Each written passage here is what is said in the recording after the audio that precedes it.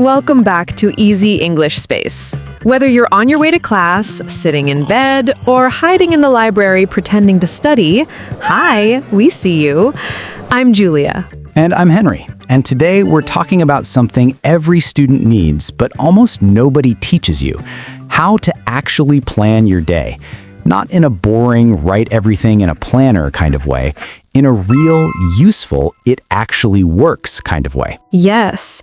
And look, if you've ever made a beautiful to-do list in the morning and then completely ignored it by noon, this episode is for you. Henry, tell me honestly, were you a good planner when you were a student? No, absolutely not. I was the guy who thought, I'll remember everything in my head, and then I forgot everything, every time, without fail. Oh, Henry, you sweet, overconfident disaster. Thank you, Julia. Very kind of you. Okay, but seriously, I want to ask our listeners something right now. Think about yesterday, just yesterday. How much of your day did you actually plan, and how much just kind of happened to you? Write that in the comments. Did you plan your day, or did your day plan you? Ooh, that's a good question. And be honest, no judgment here. This is a safe space. Total safe space. Okay, so Henry, let's start from the very beginning, because I think a lot of students, when they hear plan your day, they immediately think, okay, I need a schedule. Every hour, 7 a.m. wake up, 7:15 eat breakfast, 7:30 stare at the wall. Yeah, the ultra-detailed schedule. And it looks amazing. It really does. Very satisfying to make. Very pretty, and then life happens and the whole thing falls apart by 9 a.m. Exactly. And then you feel like a failure, which is the worst part. You made a perfect plan and you couldn't follow it. So now you feel bad about yourself instead of just, adjusting. Right. And here's the thing, and this is something I really believe. A plan isn't supposed to be a prison. It's supposed to be a guide. There's a difference. A prison says you must do this at exactly this time or you failed. A guide says, here's the direction. Keep moving. I love that. Say that again, Henry. A plan is a guide, not a prison. A plan is a guide, not a prison. Okay, listeners, repeat that with us. Say it out loud right now, wherever you are. A plan is a guide, not a prison. Go on, say it. It actually feels good to say. It does. And once you believe that, planning gets so much less stressful. Okay, so let's talk about what actually works. What's the first thing a student should do to plan their day well? All right, so the first thing, and I know this sounds almost too simple, is to know what day it actually is. Not just Monday or Tuesday, but what kind of day is it for you? Do you have classes on morning? Do you have a big deadline? Is it a light day? Is it a heavy day? Oh, that's interesting. So before you write anything down, you kind of read the day first? Exactly. You look at what's already fixed, your classes, your meetings, your commitments, and then you see what space is left. Because a lot of students do it backwards. They write this huge list of things they want to do, and then they're shocked when there's no time to do any of it. Guilty, absolutely guilty of that.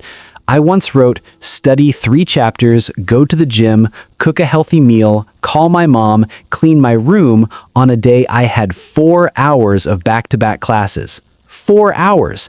I had maybe 45 minutes free, and I had planned like a full week's worth of tasks.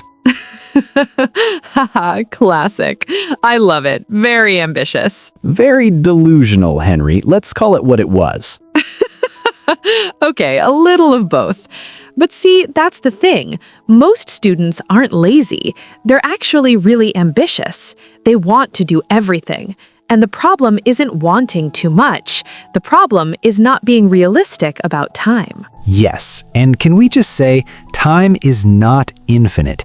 I feel like students sometimes live like there's a secret extra hour hidden somewhere. Like if you just push hard enough, you'll find it. The hidden hour. Unfortunately, it doesn't exist. It doesn't exist. Okay, so step 1, know your day. Look at what's already planned, understand the shape of your day before you add anything to it, right? Right. And step 2, and this is the one that actually changes everything, is to pick your 3 most important tasks. Not 10, not 7, 3. 3. Just 3. Just 3. And I mean the 3 things that if you did only those 3 and nothing else, you'd still feel like the day was a success. Okay, I want to pause here because I think this is really hard for students, especially students who feel behind. Because when you feel behind, you want to do everything all at once. You want to catch up on a weeks of missed readings, write 2 essays, reply to emails, and somehow also relax. And choosing only 3 things feels like giving up. Yeah, it does feel that way, doesn't it? And I think that feeling, that guilt about not doing everything, is one of the most exhausting things about being a student. It's not the work itself sometimes, it's the weight of the list. The feeling that you're always behind, always missing something. Yeah, that's real. I remember sitting in my dorm room once, looking at my to-do list and just feeling so tired. Not physically tired, just tired of how much there was. And I hadn't even started yet. A lot of people feel that, honestly. They just never say it out loud. Right. So if you're listening right now and you feel that heavy, behind, I'll never catch up feeling, we just want to say you're not alone in that. And that feeling doesn't mean you're failing. It means you care. And caring is actually the starting point for getting better. Well said, Julia. Okay, but back to the 3 tasks. Henry, how do you choose which 3? Because that's where I think people get stuck. Good question. So here's a simple way to think about it. Ask yourself, what has a deadline today or tomorrow? That goes on the list first. Then ask, what will make tomorrow easier if I do it today? That's number 2. And then, what's one thing I've been avoiding that actually matters? That's 3. Ooh, that last one is sneaky. The thing you've been avoiding. Yeah, because we all have that thing. The email we need to send, the chapter we need to start, the professor we need to email, and we keep moving it to tomorrow and tomorrow and tomorrow. And it just gets heavier every day you don't do it. Exactly. Do the thing. Just do it. Okay, listeners, here's a little task for you. Right now, or after this episode, write down 3 tasks for tomorrow. Just 3. And use Henry's questions. What has a deadline? What will make tomorrow easier? What have I been avoiding? Drop them in the comments. We'd love to see what you're working on. And don't overthink it. There are no wrong answers. If do laundry is your number 1 priority, that's valid. Deeply valid. Clean clothes are important. Crucial, actually. Okay, so we have step 1, know your day. Step 2, pick 3 tasks. What's step 3, Henry? Step 3 is time blocks, but gentle ones. Gentle time blocks. I love that phrase. Gentle time blocks. Haha, yeah, because time blocks can feel very aggressive. You will study from 2 p.m. to 4 p.m. exactly, no exceptions. And that kind of pressure makes people not want to start at all. Right, because if it's 2:07 and you haven't started yet, suddenly you feel like you've already failed. Exactly. So instead, gentle time blocks. You look at your day, you see a 2-hour window in the afternoon, and you say, okay, somewhere in this window, I'm going to work on task 1. I don't know exactly when, but in this window. Oh, I like that. It gives you flexibility, but also structure. You're not free-floating. You have a zone. A zone, yes, that's the word. Can I share something that completely changed how I think about study time? Please. Okay, so I used to think I needed big, long study sessions. Like, I'll study for 3 hours and really get a lot done. And then 3 hours would come and I'd think, well, I don't really feel ready to start a 3-hour session right now, so I'll wait until I feel more ready. And then I never started. Haha, waiting to feel ready, the biggest trap. The biggest. And then someone told me, just start for 10 minutes. Just 10. And if after 10 minutes you want to stop, you stop. No guilt. But almost always, You keep going. you keep going. Because starting is the hardest part. Once you're in it, it's fine.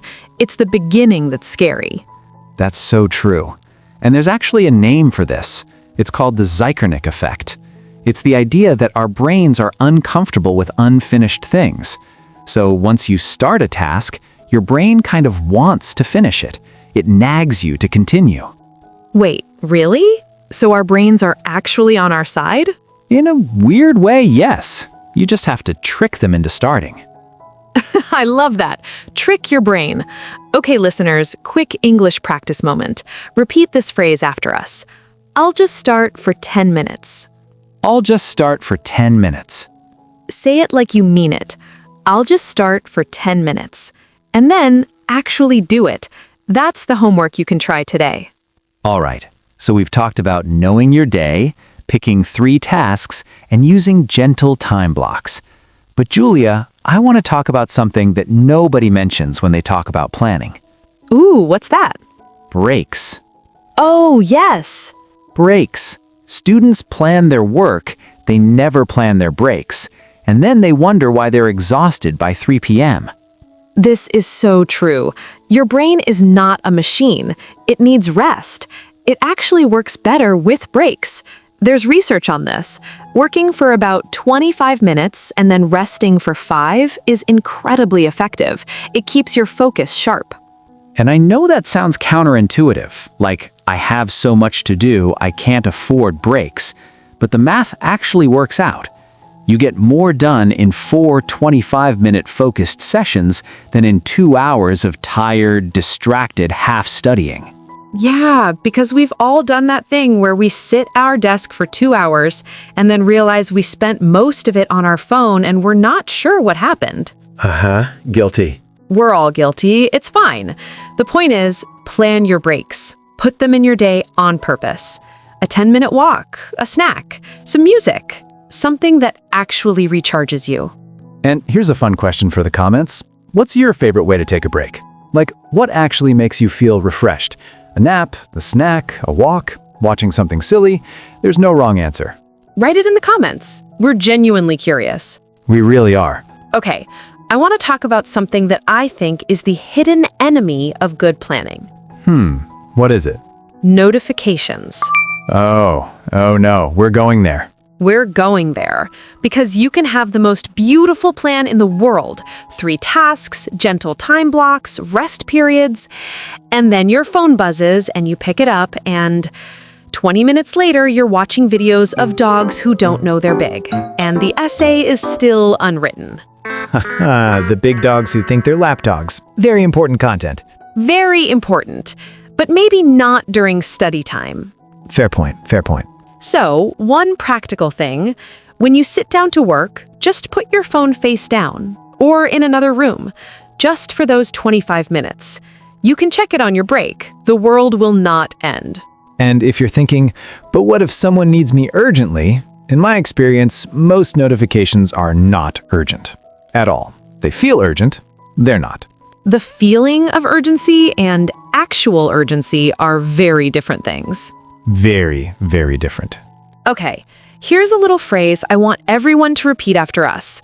It's good English practice, and it's also genuinely useful. Ready? I'll check my phone after I finish this. I'll check my phone after I finish this. Say it again.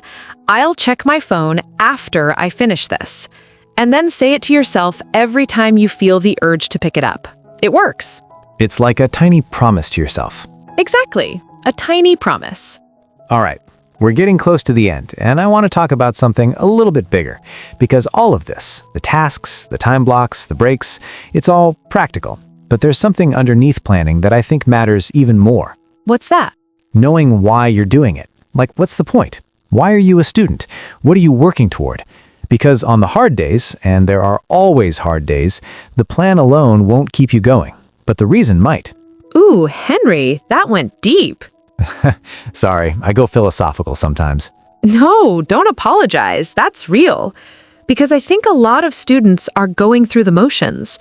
Class, study, sleep, repeat. And they've kind of lost the thread of why they started. And when that happens, even a perfect plan feels meaningless. Yeah, and I don't think the answer is always some grand life purpose. Sometimes the why is, I want to make my family proud, or I want to get this degree so I have more options, or even just, I started this and I want to finish it. Those are all valid. Completely valid. And if you're not sure what your why is right now, that's okay too. Sometimes you find it along the way, but it's worth asking yourself. What is it I'm actually working for? Yeah, write that in your journal if you have one, or just sit with it for a minute. Okay, so let's do a quick recap because we've covered a lot and we want it to stick. Yes. Step 1, know your day. Look at what's already fixed before you add anything. Step 2, pick your 3 most important tasks. Use the 3 questions, deadline, tomorrow, and the thing you've been avoiding. Step 3, gentle time blocks. Not a rigid minute-by-minute schedule, just zones in your day. Step 4, plan your breaks. On purpose. Your brain needs them. And step 5, protect your focus. Notifications off during work time, phone away. And underneath it all, know your why. That's a good plan. That's actually a really good plan. It's not revolutionary, but it works. And it works because it's flexible. It works because it treats you like a human, not a robot. Aw, we're treating you like a human. As we should. Okay, for your homework today, and this is super low pressure, just write your 3 tasks for tomorrow in the comments. That's it. 3 things. Use Henry's questions if you want. Share them below and we'll cheer you on. We genuinely will. Also, if this episode helped you even a little, it would mean so much if you subscribed to Easy English Space. It really does help us keep making these conversations for you. We put a lot of heart into these. We really do, and we love this community so much. So, same time next episode? Same time next episode. And next time is going to be a big one. Really big. We're talking about how to recover from anxiety and stress as a student, because planning is great, but sometimes life gets overwhelming, and we want to talk about how to come back from that, how to actually feel okay again. It's going to be honest, a little vulnerable maybe, and genuinely helpful. So don't miss it. Until then, plan your day, be kind to yourself, and remember, A plan is a guide, not a prison. see you next time, Easy English Space family. Take care. Bye, everyone.